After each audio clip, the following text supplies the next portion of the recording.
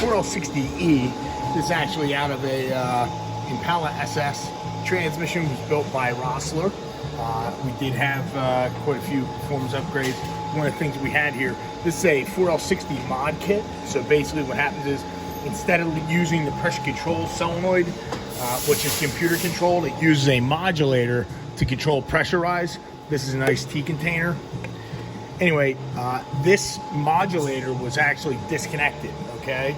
So it was seeing max, actually minimum vacuum, seeing zero manifold vacuum. So as a result, pressure was, sky high. So as a result, it actually wound up blowing the drum apart. There's supposed to be ring lands here on the snap for a snap ring, and the end of the drum just broke off. So here's the replacement drum we're putting in. In addition, we're going to put a Brave SSZ pack.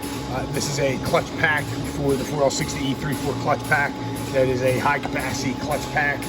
There was a different clutch pack, the 3/4 area of that drum. In addition, we're running stage 1 clutches, which are definitely a higher friction coefficient, even high energy. These are a performance clutch. In addition, we're also sleeving the drum here.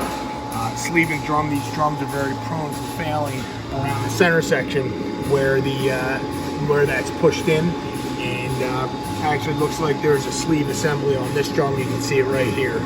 So we're going to be doing the same modification to this drum to avoid the aluminum housing from failing, and giving that a bit more structural integrity. The channel, or the separator plate that was there, was pounded out pretty good, and when that happens, sometimes the check ball can get stuck. So we got a new separator plate, and that new separator plate is going to be sized the same way that the separator plate from Rossler was. But once this transmission is back together and we get the pressure control system operating correctly, should be in good shape.